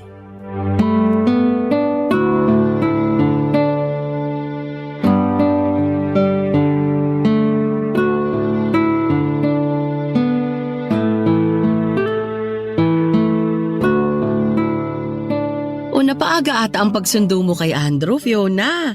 Dapat bukas pa, di ba? Kasalanan ko, Nay. Pinapunta ko na kasi siya. Namimiss ko na eh. E paano yung mga damit mo? Hinawakan ko kanina sa sampayan. Tuyo na naman po. Hindi mo sinabi sa akin agad para nakuha ko na bago dumating si Fiona. Ayos lang po yun, tita. Medyo napaaga rin talaga ang dating ko. Oo nga eh. O hindi bale, mahihintay mo ba? Tatapusin ko muna yung niluluto ko bago ko kunin yung mga sinampay. Okay lang yan kay Fiona, Nay. Manonood na lang muna kami ng TV habang hinihintay na matapos mo yung pagkuha sa sampayan ng mga damit ko. Gagawa na lang ulit ako ng popcorn para may mapagsaluhan kayo ni Fiona. Lagyan mo maraming cheese Oo naman, basta ikaw. Ikaw, Fiona, may gusto ka bang ipaluto kay nanay? Para minsan na yung utos natin. Wala po. Okay na ako rito sa natitirang popcorn ni Andrew. Ipagtitimpla ko na lang kayo ng iced tea. Pipigaan ko ng lemon para mas masarap. Nay, gusto ko malamig na gatas na lang. Damihan mo ng ice. Ang init kasi. Wala na tayong gatas eh. Bili ka na lang po. O sige, ikaw ba Fiona, may ipapabili ka sa tindahan? Kahit ano, sabihin mo lang. Wala po talaga ako ipabibili. Nakakahiya naman. Huwag kang mahiya kay nanay. Ganyan talaga yan sa akin. Sobrang maalaga. Damay ka na ngayon sa pag-aalaga niya. Dito ka na rin maghapunan, Fiona. Naku, nakakahiya na po, tita. Okay lang yun kay nanay. Andito ka na rin naman Gagabihin tayo pa uwi kapag dito pa tayo kumain. Okay lang yun. Matatagalan pa talaga tayo bago makauwi mamaya. Kasi tutupiin mo pa yung mga damit ko eh. Okay lang ba sa'yo, Fiona? Ako yung magtutupi ng damit mo? O kaya Fiona, mas maganda kung ikaw na lang ang kumuha ng mga sinampay. Po? Tulungan mo na kaya si nanay sa mga damit ko, Fiona. Hati na kayo sa gagawin para makauwi na rin tayo. Nanlalagit na ako rito sa bahay eh. Pasensya naman kung naiinitan ka na rito, Andrew. Ikaw kasi Fiona, sinanay mo sa aircon itong nobyo mo. Ayan tuloy, ang bilis nang magpawis kahit nakatutok na sa kanyang electric fan. Kaya nga minessage ko na siya na sunduin na ako rito. Kasi gusto ko na talagang mag-aircon. Kapag makakaluwag-luwag ka, Fiona, baka naman pwedeng maambunan mo rin ako rito ng aircon para kapag dumadalaw si Andrew, komportable siya. May nakita ko na kasil sa mall, Fiona. Mura lang. Ako na magbubuhat kapag nabili mo na. Gusto ko yan. Ay, wala namang pressure, Fiona. Pero kung mas mapapaaga ang pagbili mo, di sobrang salamat. Teka lang, parang ayoko na. Ha? Andrew, isusoli na kita sa nanay mo. Ano? Di pa sinabi ko nang walang solian? Ginawa mo naman akong kondensada sa grocery, Fiona. Ayoko nang bumalik dito. Gusto ko na sa'yo. Mapag-uusapan naman natin to, Fiona, di ba? Nahihirapan na kasi ako. Lahat na lang trabaho at obligasyon ko. Sorry, Andrew Sorry po, tita. Pwede naman nating paghatian ng pag-aalaga kay Andrew. Kung gusto mo, ako na lang ang maglalaban ng mga damit niya. Pero dapat susunduin mo rito mga labahan ko, Fiona. Kasi hindi na pwedeng bumiyahe ng malayo si nanay. Hindi na kaya ng tuhod niya. Tuwing Lunes at Martes naman, pwedeng dito siya matulog para may oras ka na maglinis ng kondo nyo. Kondo ko yun. Akin yun. Akala ko ba iisa na lang tayo? Akala ko rin eh. Pero narealize ko, mas gusto ko na lang palang mag-isa. Ayoko nang bumuhat ng iba. Huwag mo naman akong gawing kondensada, Fiona. Tapos ng warranty ko. Hindi ko kailangan ng kondensada sa salad ko. Aalis na po ako. Thank you na lang sa lahat, Andrew. Nagmadali na akong tumakbo palabas ng bahay nila, Papa Dudut. Hinabol ako ni Andrew para pigilan. Nakiusap siya sa akin na huwag ko raw siyang iwan sa bahay ng nanay niya. Masaya na raw siya sa kondo namin. Inulit ko sa kanya na kondo ko yon. Niyakap niya ako at sinubukang halikan pero tinulak ko siya. Aminado naman kasi ako na may epekto pa rin ang mga lambing niya pero kailangan kong maging matatag. Hindi na ako pwedeng magpadarang sa kanyang itsura at sa katotohanan na siya lang ang pumatol sa akin. Agad ako nagpara ng taxi at nagmadali ng umuwi, Papa Dudut. Pagkatapos noon ay umiyak ako sa loob ng kondo ko. Oo, at malungkot na muli na mag-isa ko. Pero hindi na ako mahihirapan at mai-stress sa kakaisip sa pag-aalaga ng iba. Nung na-realize ko kung gaano kahirap ang umakay at bumuhat ng iba ay doon na natapos ang pag-iyak ko. Tinawagan ko si Mars para ikwento ang lahat. Natahimik din siya at hindi inaasahan na makakayanan kong bitawan si Andrew. Para pagaanin ng mga pangyayari ay nagbiro na lamang si Mars tungkol sa pagiging pabigat ni Andrew. Binanggit din niya na maswerte na nakuha na ni Andrew ang lahat ng damit niya dahil nagpalaba ito sa nanay niya kaya wala na akong kailangan pang isoli dito. Nagkatawanan kaming dalawa at pagkatapos ng tawag na yon ay nahiga na ako sa kama. Masosolo ko na sa wakas ang kama. Nang mapagod akong humiga ay saka ko naman dumiretso sa kusina. Bigla ako nag-crave ng kondensada. Pagbukas ko ng ref ay nakita ko kaagad ang kalahating lata ng kondensada. Nagpainit na ako ng pandesal at saka ginawang palaman ng kondensada. Tahimik po akong kumakain ng pandesal sa kusina ng kondo ko. Walang kahati sa pagkain at napakatahimik. Napangiti ako. Yun ang kailangan ko, kailangan kong ma-enjoy ang pag-iisa. Dahil balang araw, kapag papayagan ng Diyos ay magkakaroon na akong muli ng kahati sa pandesal at kondensada. Yung kahating hindi lamang sa pagkain kundi pati na rin sa mga pasanin sa buhay. Maraming salamat po sa Barangay LS 97.1 sa pagbasa ng aking liham. Isa po ako sa inyong masugid na tagapakinig. Ang inyong kapuso at kabarangay forever, Fiona.